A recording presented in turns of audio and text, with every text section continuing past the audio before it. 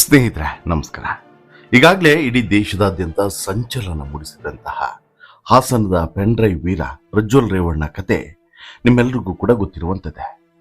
ಮಾಡಬಾರದ ಕೆಲಸಗಳನ್ನ ಮಾಡಿ ಅದನ್ನ ತನ್ನ ಮೊಬೈಲ್ನಲ್ಲಿ ರೆಕಾರ್ಡ್ ಕೂಡ ಮಾಡಿಕೊಂಡು ನಂತರ ಸಿಕ್ಕಿಬಿದ್ದಂತ ಪ್ರಜ್ವಲ್ ರೇವಣ್ಣ ಇವತ್ತು ಪರಪ್ಪನ ಅಗ್ರಹಾರದಲ್ಲಿ ಕಂಬಿ ಎಣಿಸುವಂತ ಕೆಲಸವನ್ನ ಮಾಡ್ತಾ ಇದ್ದಾನೆ. ಆದರೆ ಕಂಬಿ ಎಣಿಸುವಂತ ಕೆಲಸವನ್ನ ಮಾಡ್ತಿರುವಂತ ಪ್ರಜ್ವಲ್ ರೇವಣ್ಣ ಜೈಲಿನ ಒಳಗಡೆ ಕೈದಿಯಾಗಿ ಸಾಮಾನ್ಯ ಕೈದಿಯ ರೀತಿ ಇದ್ದಾನ ಅಂತ ಹೇಳಿ ಭಾವಿಸಿದ್ರೆ ಇಲ್ಲ, ಆತ ಅಲ್ಲಿ ಐಷಾರಾಮಿ ಬದುಕನ್ನೇ ಸಾಗಿಸ್ತಿದ್ದಾನೆ ಎನ್ನುವಂತ ತಾಜಾ ಉದಾಹರಣೆ ಸಿಕ್ಕಿದೆ. ಹೊರಗಡೆ ಏನ್ ಮಾಡ್ತಾ ಇದ್ನೋ ಬಹುಶಃ ಒಳಗಡೆ ಅದರ ಮುಂದುವರೆದ ಭಾಗವನ್ನ ಮಾಡುವಂತ ಪ್ರಯತ್ನದಲ್ಲಿ ಪ್ರಜ್ವಲ್ ರೇವಣ್ಣ ಇದ್ನೋ ಏನೋ ಗೊತ್ತಿಲ್ಲ. ಅದಕ್ಕೆ ಕಾರಣವಾಗಿ ಅಥವಾ ಅದಕ್ಕೆ ಪೂರಕವಾಗಿ ಈಗ ಪ್ರಜ್ವಲ್ ರೇವಣ್ಣನ ಕೈಯಲ್ಲಿದ್ದಂಥ ಮೊಬೈಲು ಮತ್ತು ಆತನ ಕೈಯಲ್ಲಿದ್ದಂಥ ಪೆನ್ ಡ್ರೈವ್ ಈತನ ಪುರಾಣವನ್ನ ಮತ್ತೆ ಬಿಚ್ಚಿಡ್ತಾ ಇದೆ. ಹೈ ಪ್ರೊಫೈಲ್ ಕೈದಿಯಾಗಿ ಬ್ಯಾರಕ್ನಲ್ಲಿದ್ದಂತಹ ಪ್ರಜ್ವಲ್ ರೇವಣ್ಣನ ಬಳಿ ಇದ್ದಂತಹ ಮೊಬೈಲ್ನಲ್ಲಿ ಸಾಕಷ್ಟು ಬೆಚ್ಚ ಬೀಳಿಸುವಂತಹ ವಿಚಾರಗಳು ಹೊರಗಡೆ ಬಂದಿದ್ದಾವೆ ಅನ್ನೋದು ಕೂಡ ಗೊತ್ತಾಗಿದೆ.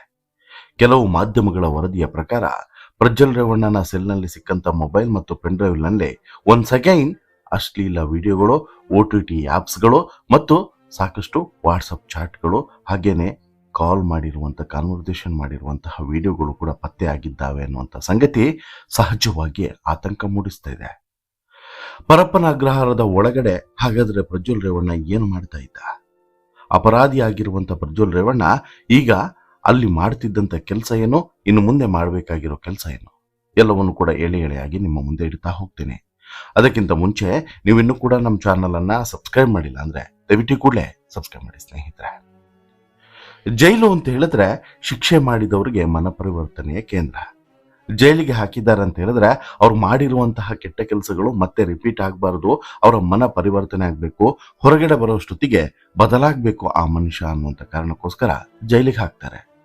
ಈಗ ದರ್ಶನ್ ನೋಡಿ, ದರ್ಶನ್ ಅನ್ನುವಂಥ ವ್ಯಕ್ತಿಗಳೇ ಹೋಗಿ ಜೈಲಿನಲ್ಲಿ ಕುಳಿತಿರುವಂಥ ಸಂದರ್ಭದಲ್ಲಿ ಇದಕ್ಕೆ ಪೂರಕವಾಗಿ ದರ್ಶನ್ಗಿಂತ ಅದೇ ಸಮಕಾಲೀನ ಸ್ವಲ್ಪ ಮುಂಚೆ ಹೋದಂತಹ ಮತ್ತೊಬ್ಬ ಆರೋಪಿ ಯಾರು ಅಂತೇಳಿ ಕೇಳಿದ್ರೆ ಅದು ಈ ಪ್ರಜ್ವಲ್ ರೇವಣ್ಣ. ಆರೋಪಿಯಾಗಿ ಪರಪ್ಪನ ಅಗ್ರಹಾರ ಜೈಲಿನ ಒಳಗಡೆ ಹೋದಂತಹ ಪ್ರಜ್ವಲ್ ರೇವಣ್ಣ ಇವತ್ತು ಅಪರಾಧಿ ಆಗಿದ್ದಾನೆ. ಕಾರಣ ಏನು, ಆತ ಮಾಡಿದಂತ ಕೆಲಸ ಏನು, ಬಹುಶಃ ಆತನ ಸಾಧನೆ ಏನು ಅನ್ನೋದನ್ನ ಇಡೀ ಕರ್ನಾಟಕ ಮಾತ್ರವಲ್ಲದೆ ಇಡೀ ದೇಶ, ಇಡೀ ವಿಶ್ವವೇ ನೋಡಿ ಬೆಕ್ಕಸಬೆರಗಾಗಿದೆ. ಸಿಕ್ಕ ಹೆಣ್ಮಕ್ಳ ಜೊತೆಗೆ ಅವರಿಗೆ ಆಮಿಷವನ್ನು ಒಡ್ಡಿ ಅವರನ್ನ ತನ್ನ ತೃಷೆಗೆ ಬಳಸಿಕೊಂಡು ಅದನ್ನ ಮೊಬೈಲ್ನಲ್ಲಿ ವಿಡಿಯೋ ಮಾಡಿಕೊಂಡು ನಂತರ ಆ ವಿಡಿಯೋನ ಪೆನ್ ಡ್ರೈವ್ ನಲ್ಲಿ ಹಾಕಿಟ್ಟು ನಂತರ ಅದನ್ನ ನೋಡಿ ಖುಷಿ ಪಡ್ತಿದ್ದಂತ ವಿಕೃತ ಈಗ ಜೈಲಿನ ಒಳಗಡೆ ಒಂದು ರೀತಿಯಲ್ಲಿ ಅಪರಾಧಿಯಾಗಿ ಶಿಕ್ಷೆಯನ್ನು ಅನುಭವಿಸ್ತಿದ್ದಾನೆ ಅಂತೇಳಿ ಎಲ್ಲರೂ ಕೂಡ ಭಾವಿಸ್ತಾ ಇದ್ರು. ಆದ್ರೆ ಇಲ್ವೇ ಇಲ್ಲ ಅನ್ನುವಂತಹ ವಿಚಾರ ಈಗ CCB ಪೊಲೀಸರ ದಾಳಿಯಿಂದ ಗೊತ್ತಾಗಿದೆ. ಜೈಲಿನಲ್ಲಿ ಒಬ್ಬ ಕೈದಿ ಹೇಗಿರಬೇಕು ಹಾಗೆ ಪ್ರಜ್ವಲ್ ರೇವಣ್ಣ ಇರಲಿಲ್ಲ ಅನ್ನುವಂಥ ಸಂಗತಿ ಈಗ ಬಹಿರಂಗಗೊಂಡಿದೆ. ಯಾವ ಸೌಲಭ್ಯಗಳು ಜೈಲಿನ ಒಳಗಡೆ ಪ್ರಜ್ವಲ್ ರೇವಣ್ಣನಿಗೆ ಅಥವಾ ಯಾವುದೋ ಒಬ್ಬ ಕೈದಿಗೆ ಸಿಗಬಾರ್ದೋ ಆ ಎಲ್ಲ ಸೌಲಭ್ಯಗಳು ಈತನಿಗೆ ಜೈಲಿನ ಒಳಗಡೆ ಸಿಗ್ತಾ ಇತ್ತಾ ಅನ್ನುವಂತಹ ಪ್ರಶ್ನೆ ಈಗ ಮೂಡಿದೆ. ಬೆಂಗಳೂರಿನ ನಗರದಲ್ಲಿರುವಂತಹ ಪರಪ್ಪನ ಅಗ್ರಹಾರ ಕೇಂದ್ರ ಕಾರಾಗೃಹದಲ್ಲಿ CCB ಪೊಲೀಸರು ದಾಳಿಯನ್ನ ಮಾಡಿದ್ರು. ಈ ಸಂದರ್ಭದಲ್ಲಿ ಸಾಕಷ್ಟು ಪ್ರಕರಣಗಳನ್ನು ಎದುರಿಸ್ತಿರುವಂತಹ ಮತ್ತು ಜೀವಾವಧಿ ಶಿಕ್ಷೆಯನ್ನು ಅನುಭವಿಸ್ತಿರುವಂತಹ ಮಾಜಿ ಸಂಸದ ಪ್ರಜ್ವಲ್ ರೇವಣ್ಣ ಬಳಿ ಮೊಬೈಲ್ ಹಾಗೂ ಪೆನ್ ಡ್ರೈವ್ ಪತ್ತೆ ಆಗಿತ್ತು.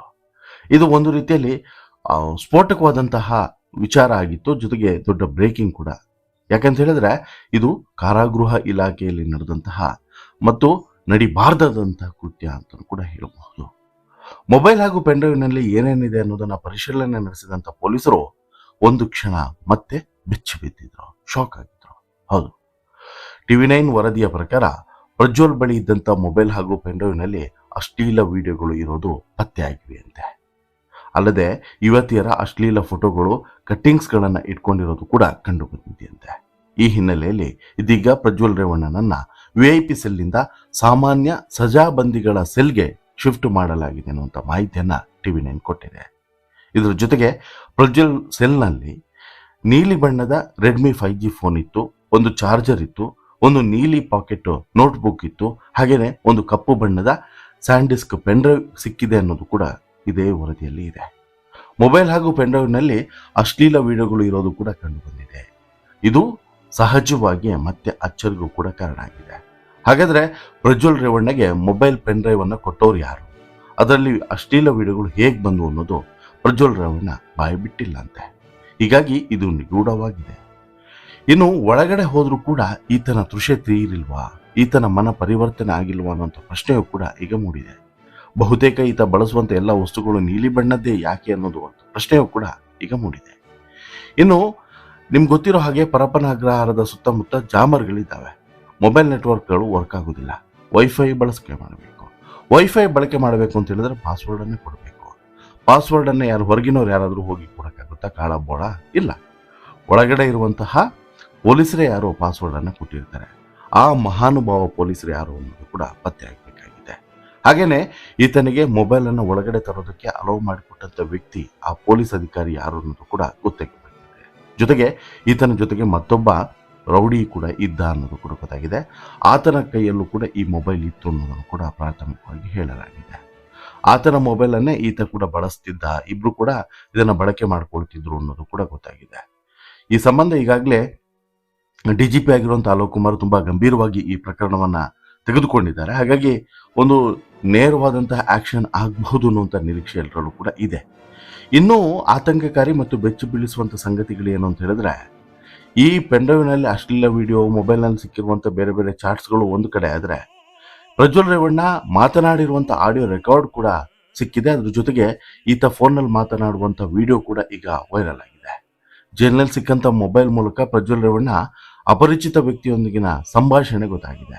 ಅದರಲ್ಲಿ ಹೊರಗಡೆ ಬಾ, ನಾನು ಅವರಿಗೆ ಫೋನ್ ಮಾಡಿಲ್ಲ, ನೀನು ಹೇಳಿದ್ಮೇಲೆ ಮೊನ್ನೆ ಮಾಡಿದ್ದೆ, ಹತ್ಕೊಂಡು ಕೂತಿದ್ರು, ನೀನು ಫೋನ್ ಮಾಡಿಲ್ಲ, ಏನು ಮಾಡ್ತಿದ್ದೆ ಅಂತ ಹೇಳ್ಬಿಟ್ಟು ಯಾರೋ ಒಬ್ರ ಜೊತೆಗೆ ಪ್ರಜ್ವಲ್ ರೇವಣ್ಣ ಮಾತನಾಡಿರುವಂಥ ಸಂಗತಿ ಈಗ ವಿಡಿಯೋದಲ್ಲಿ ಗೊತ್ತಾಗಿದೆ. ಯಾರ ಜೊತೆಗೆ ಮಾತನಾಡಿದ್ದು ಅನ್ನೋದು ಗೊತ್ತಾಗಿಲ್ಲ, ಬಟ್ ಈ ಬಗ್ಗೆ ತನಿಖೆ ಕೂಡ ನಡೀತಾ ಇದೆ.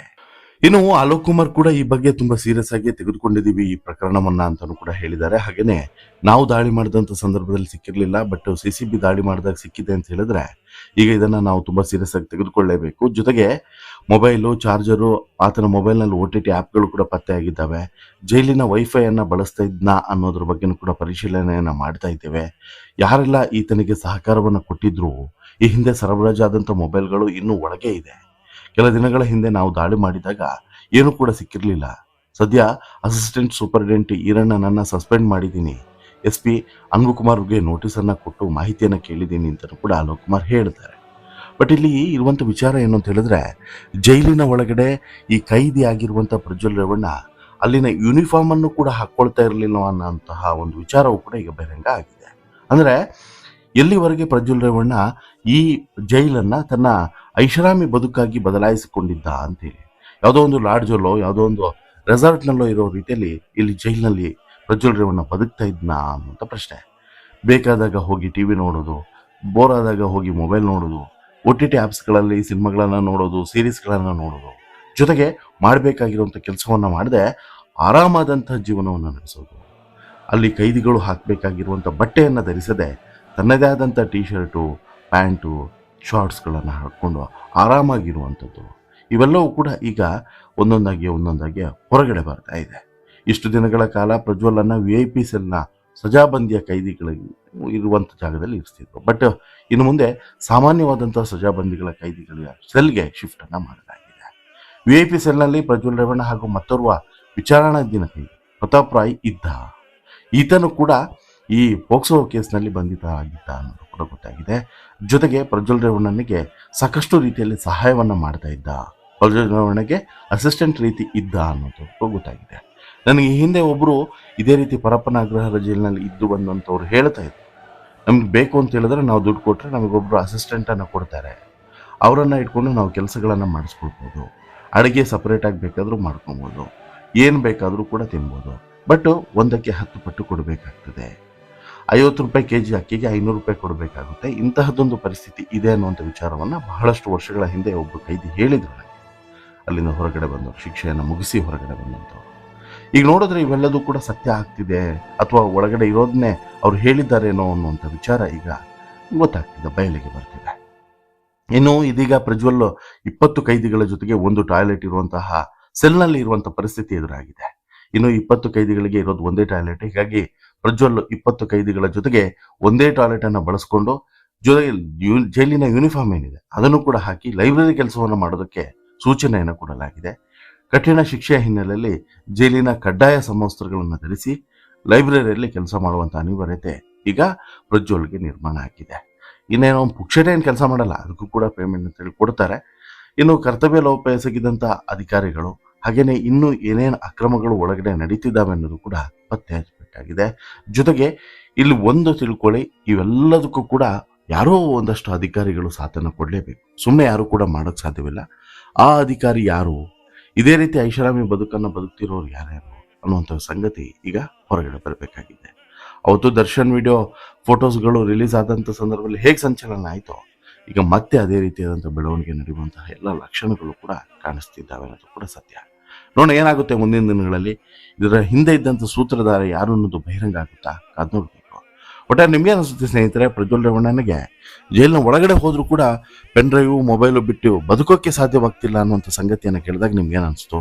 ದಯವಿಟ್ಟು ನಿಮ್ಮ ಅಭಿಪ್ರಾಯವನ್ನು ಕಮೆಂಟ್ ಮಾಡಿ ತಿಳಿಸಿ. ಜೊತೆಗೆ ಈ ಸ್ಟೋರಿ ಇಷ್ಟ ಆಯಿತು ಅಂತ ಹೇಳಿದ್ರೆ ಲೈಕ್ ಮಾಡಿ, ಶೇರ್ ಮಾಡಿ, ಚಾನಲ್ಗೆ ಸಬ್ಸ್ಕ್ರೈಬ್ ಆಗೋದನ್ನು ಮರಿಬೇಡಿ. ಧನ್ಯವಾದ.